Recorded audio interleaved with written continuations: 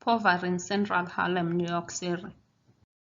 In this presentation, I'll provide the background on the problem of poverty. I'll state the ethical and legal issues. I'll state the implications.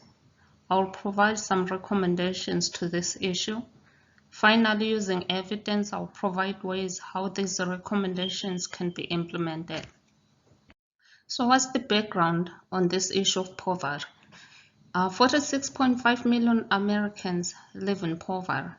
Central Harlem is ranked as one of the poor communities in New York City. The percentage of those living in poverty is 27% in Central Harlem compared to New York City, which has 20%, and the US with only 15%. The unemployment rate of Central Harlem is 13% compared to 11% of New York City and 5% of New York City's wealthiest communities. The education attainment of Central Harlem is 39% college graduate, 41% high school graduates, and 20% high school dropouts. So what are the ethical and legal issues concerning poverty in America and communities like Central Harlem? The utilitarian theorist mentions that actions must be based on providing the most happiness for most people. Before, on our background, we realized that 46.5 million people live in poverty in our nation. Those same people lack the necessary resources to keep them healthy and to lead happy lifestyles like those who can afford the resources. So there need to be ways that should be put in place for those same individuals to find that happiness and to find that health and balance like everyone else in our nation. Affluence and morality mention that if it is in one's power to prevent something wrong from happening without sacrificing something else of comparable moral importance, one is morally obligated to do it. So morally, we are obligated to help those who are in need, because if it's in our power to help, we need to be able to be out there and helping as much as we can.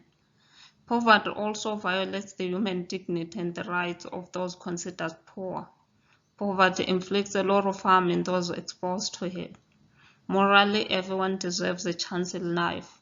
We know that poverty can affect one physical, mental, emotional, and even spiritual. Those are a lot of harms for those that live in poverty compared to those who do not live in poverty. So there should be ways that we as human beings to another human being, we can try to help each other out.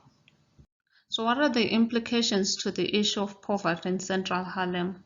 Poverty has remained an inconsistent shared experience in America, meaning that some people experience it and some people won't. It's not a shared experience. Central Harlem is the second poorest community in Manhattan that experiences economic hardship. This same community is affected by social determinants like lower income, poor education, unemployment, and lack of necessary resources like health insurance. People who live in poor communities experience more negative health problems, have a lower life expectancy, and experience high mortality rates. So what are the recommendations for this issue of poverty? Policies should be put in place that encourage economic equity. Job creation is another recommendation that can help the unemployed to find work. Raising the minimum wage is another recommendation that will help those in poor communities so that it could reduce poverty rates and improve health outcomes.